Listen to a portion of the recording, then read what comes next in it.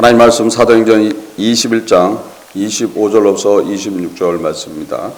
사도행전 21장 25절 26절 액트 21, 25, 26 사도행전 21장 25절로서 26절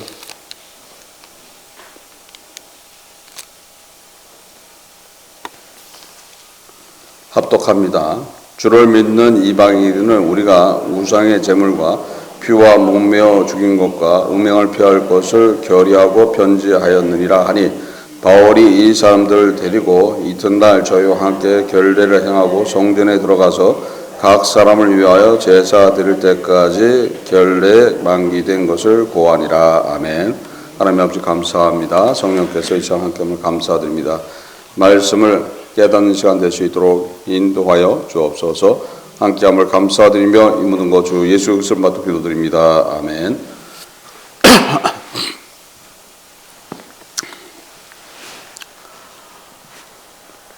지금 야고보가 권면하는 말, 그래서 그 말대로 하기를 지금 바울이 지금 그 말씀에 따라가기를 했죠. 그래서 서운한 사람들을 데리고 성전에 가서 이제 마지막 것을 서운한 것을 마감하기 위해서는 성전에 가서 제사를 지내야 된다고 얘기하는 거예요. 그래서 제사를 지내고 모든 것도 하고 또 믿는 자들한테는 편지를 해서 아니라는 것을 이야기한다. 그래서 유대교적 율법적인 그런 믿음이 아니라 우리가 진정한 믿음 안에서 모든 것들을 행해 나갈 때 가능하다 하면서 구체적인 것을 이야기를 하고 있죠.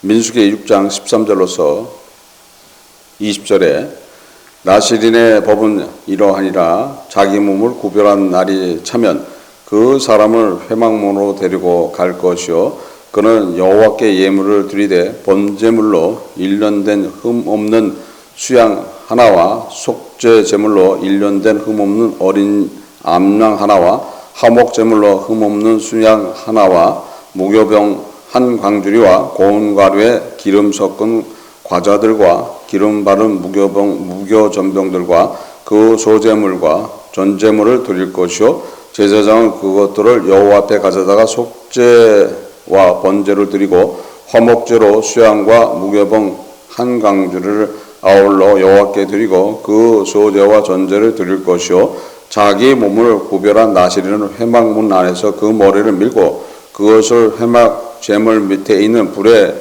둘지며 자기 몸을 구별한 나실인이 그 머리를 민 후에 제사장의 삶은 수양의 어깨 광주리 가운데 무교병 하나와 무교전병 하나를 취하여 나실인의 두 손에 두고 여호와 앞에 요제를 흔들 것이며 그것과 흔든 가슴과 든 넓적다리는 성물이라 다 제사장에게 드릴 것이니 그 후에는 나실인이 포도주를 마실 수 있느니라. 그래서 제사를 지내고 머리를 밀어서 그 머리털을 태움으로써 그 서운한 것을 마감한다 이렇게 법으로 되어 있어요. 그래서 바울은 그러니까 야고보의 제안을 받아들여서 그대로 행하죠. 그래서 들어가서 지금 마지막으로 성전에 올라가서 행할 일을 하기로 돼 있었던 것들이죠. 그래서 여기서 보면은 바울이 지금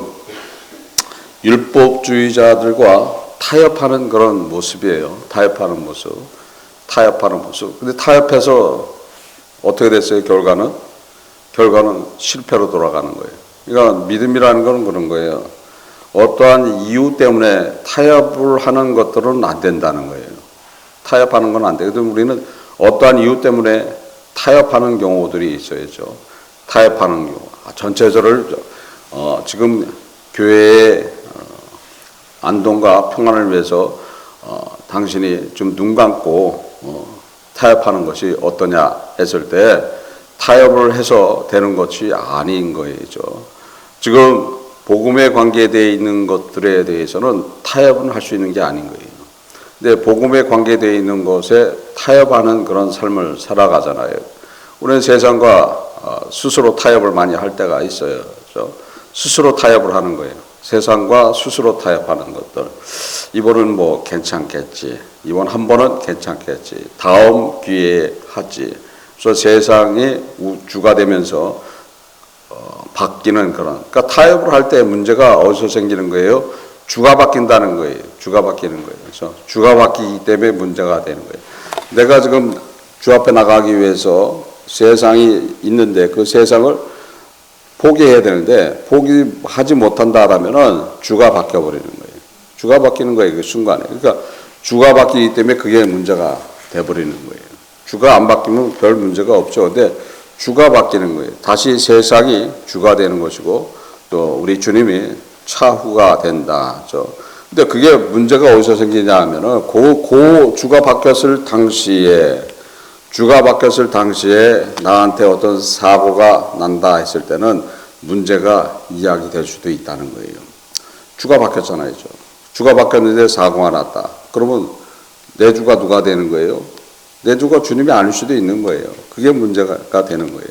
그래서 그게 문제가 되기 때문에 문제라는 거죠. 그래서 지금 바울이 지금 율법주의자들의 그 어떤 그 문제와 제기와 또 거기에 대한 이야기를 할 때 하나님의 저주, 하나님께서 징계하는 그것을 법을 들고 나와서 징계할까봐 그들과 타협하는 그런 모습 안에 있지만은 결국 그 타협이 성공하지를 못한다는 거예요. 결국 어떻게 되는 거예요?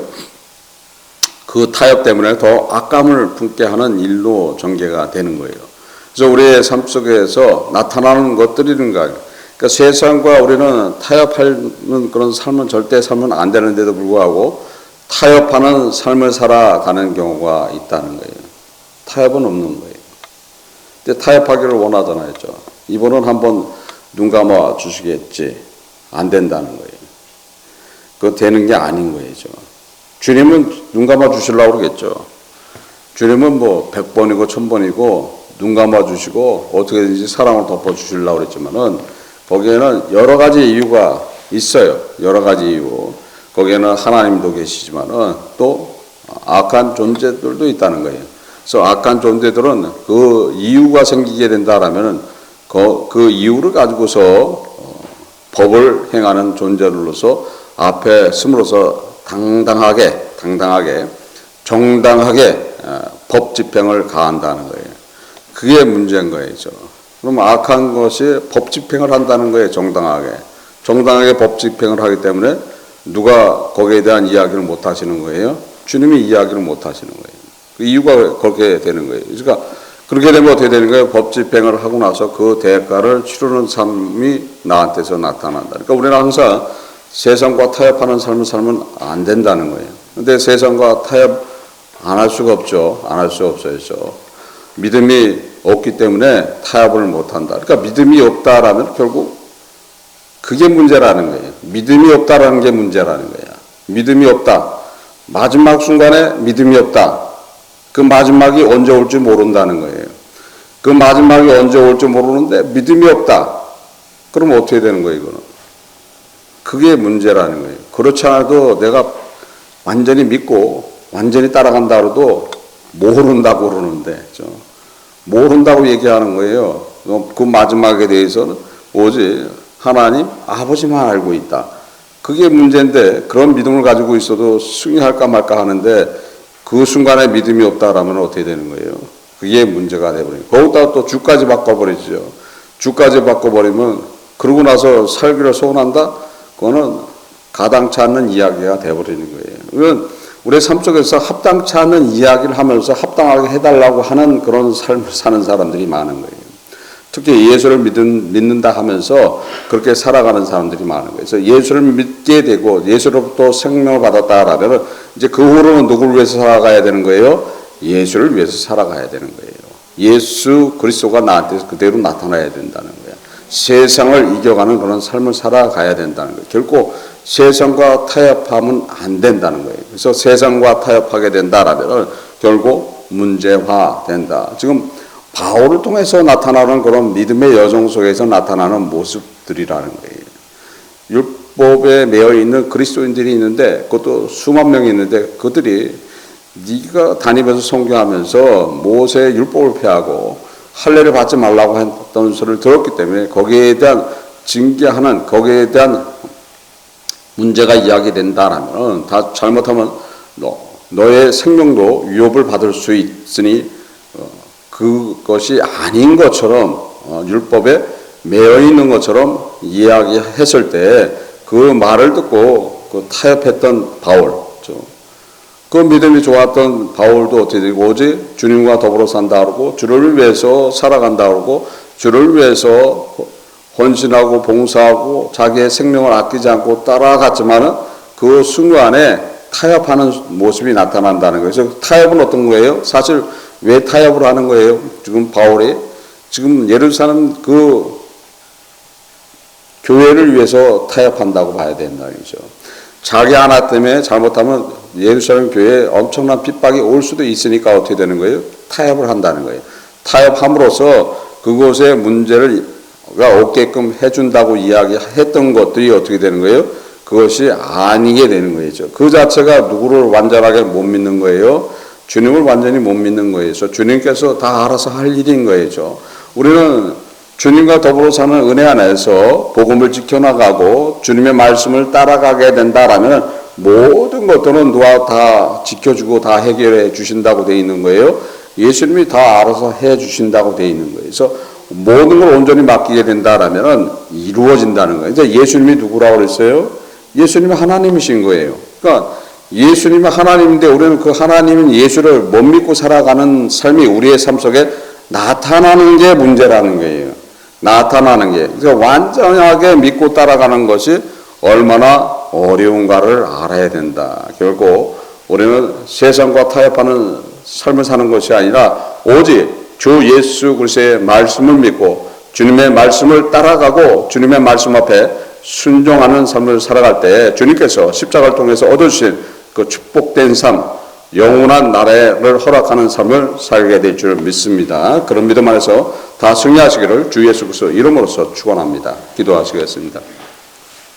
하나님 아버지 감사합니다. 성령께서 이 시간 함께 감사드립니다. 저희들 부족하지만 주와 더불어 살 수 있도록 인도하시고 진정으로 세상을 이길 수 있는 그런 믿음 안에서 살아갈 수 있도록 인도하시고 세상과 타협하는 삶을 살아가지 않도록 인도하시고 온전히 주를 위해서 모든 것들을 내려놓고 온전히 주와 더불어 사는 귀한 삶을 살아갈 수 있도록 축복하여 주옵소서. 함께함을 감사드리며 이 모든 것 주 예수 그리스도 받들고 기도드립니다. 아멘.